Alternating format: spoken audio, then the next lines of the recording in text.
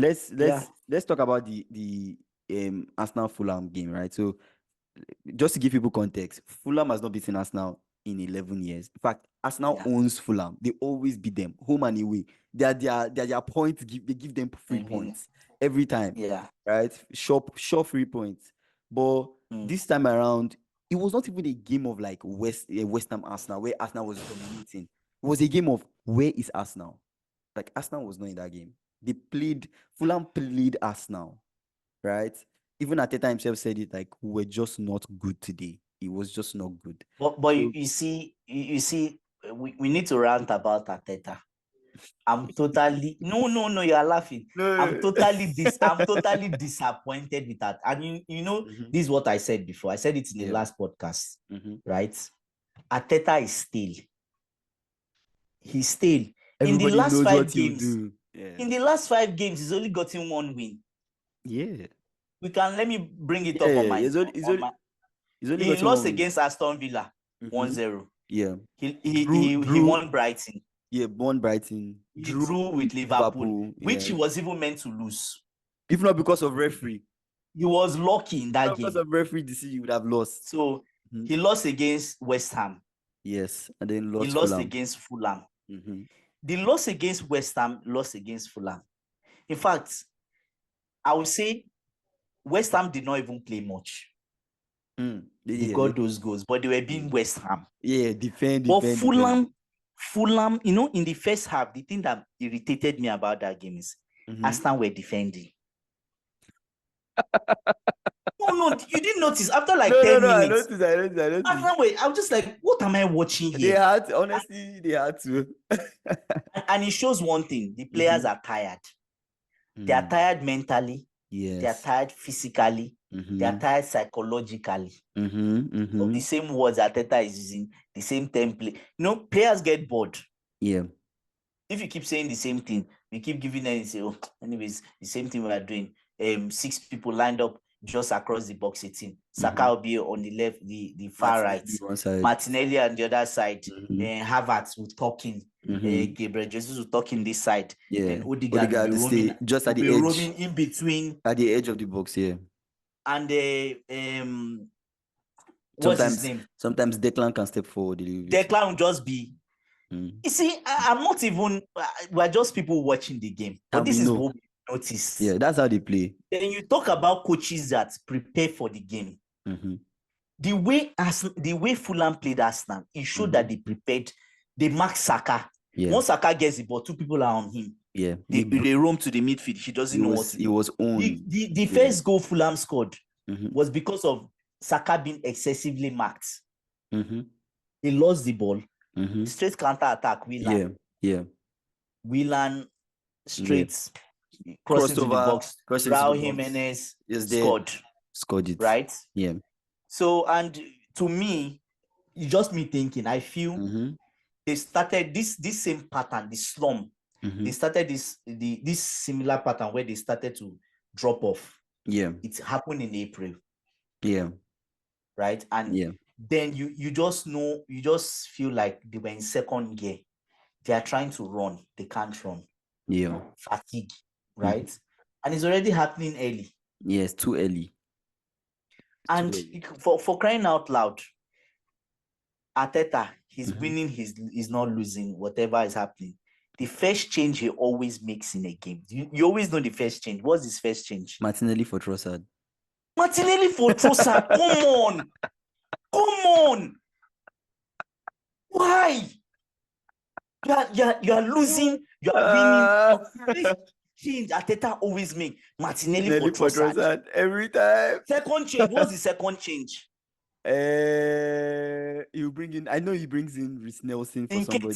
Nketiah for Jesus. Oh, Gabriel Jesus. Yeah. Nketiah for Jesus. And then Reece Nelson somehow comes into the game. Nelson only comes in if there's an emergency. If they need that last minute. If they are losing, they just need Reece Nelson coming. They think it's all those one that Reece Nelson came in and you don't play with. So this is what I'm saying. So off the bench, we talked about them in the loss against West Ham. We talked about what's his name? giving up balls. I know he replaced. Let me just bring it up on my screen. He replaced.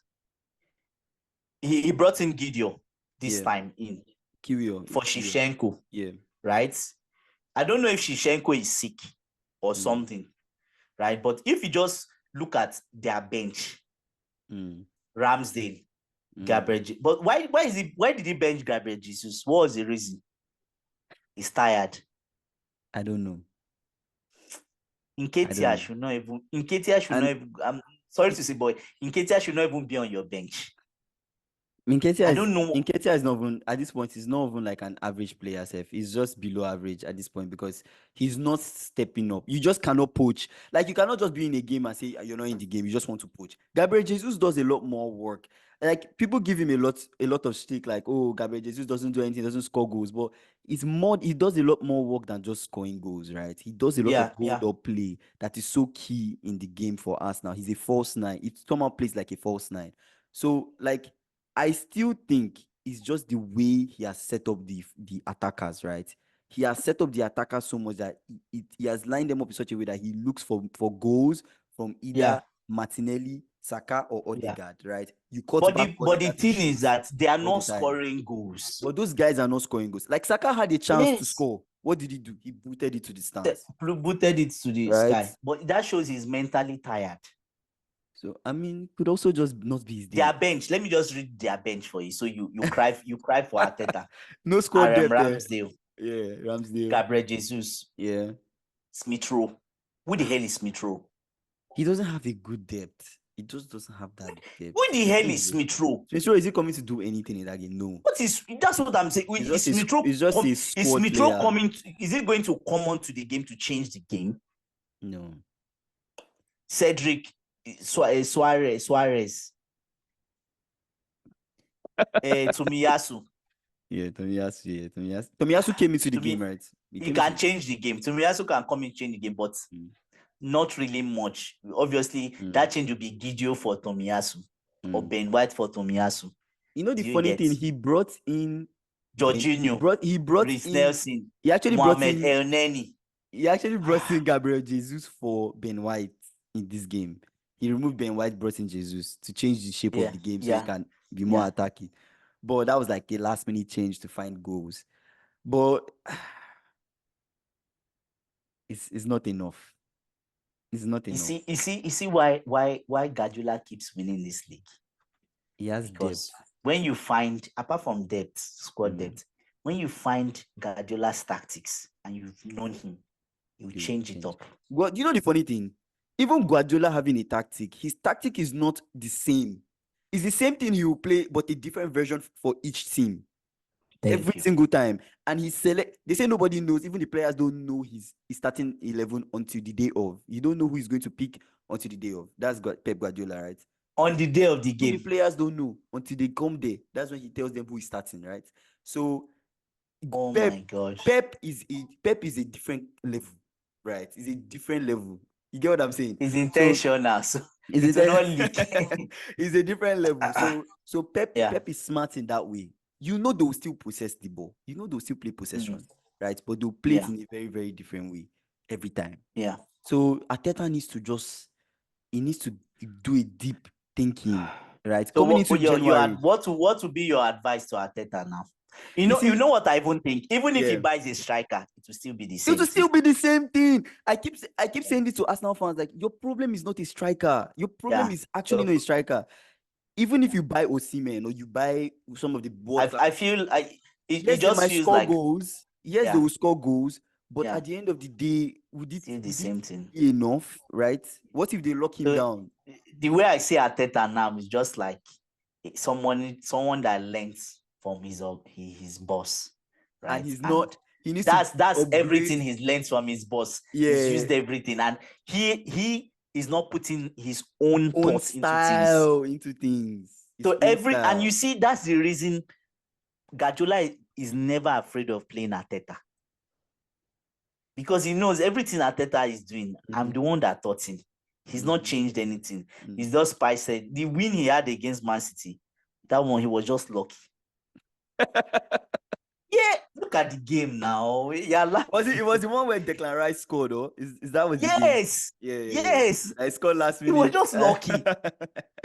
He deflected himself. He deflected in. At my own advice to Arteta is now he needs to sit down. He's a And coach, think of a the manager of strategy. 4 years. What is spice up what you learned from Guardiola? Do you get what I'm saying? People say What's that your own advice to Arteta now? Yeah, people say that last season Arsenal had a better games last season than this season. Right? They played better last season than this season. They have not even been playing well. Yeah, they've not been playing well. They've been scrapping out wins, right? They've not been conceding a lot.